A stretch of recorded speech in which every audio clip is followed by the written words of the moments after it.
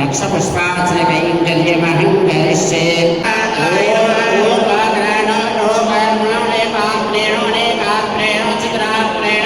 चतुर्भुजाण चतुर्भुजेन चतुर्भुष्टाण चतुर्वेदमयाय लोकप्रियाण लोकालोकयाण विभवेन लोकगत्रेण विश्वगत्रेण मुक्तागमाण अनाधेन अनन्ताण अभूताण भूतविग्रहाय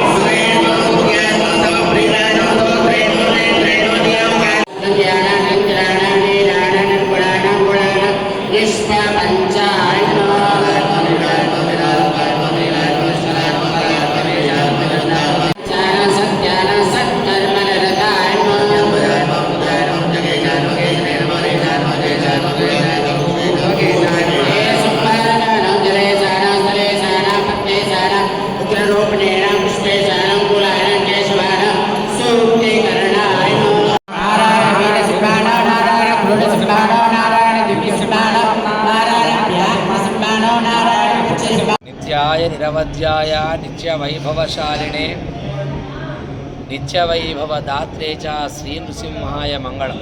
ప్రియ భగవద్బంధులారా, అత్యంత విశేషమైనటువంటి ఈ ఆషాఢమాస పర్వమాసంలో మొదటిగా వచ్చినటువంటి ఏకాదశి పర్వదినం, దీనికి తొలి ఏకాదశి అని చెప్పేసి పేరు.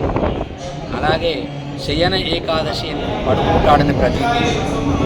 అందువలనే యోగులు, ఋషులు, తపశ్శక్తి సంపన్నులు, సన్యాసులు, జీయర్లు, పీఠాధిపతులు ఇప్పటి నుండి 4 నెలలు చాతుర్మాస్య దీక్షావ్రతాన్ని అవలంబిస్తారు.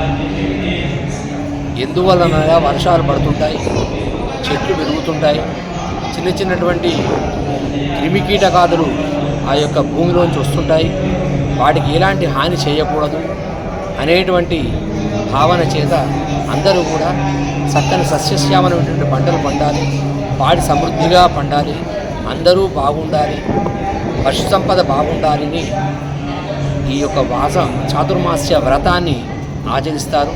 ఈ రోజు నుంచి అందరూ కూడా దీక్షాపూర్వకంగా వ్రతాన్ని ఆచరించడం తొలి ఏకాదశి పర్వదినం.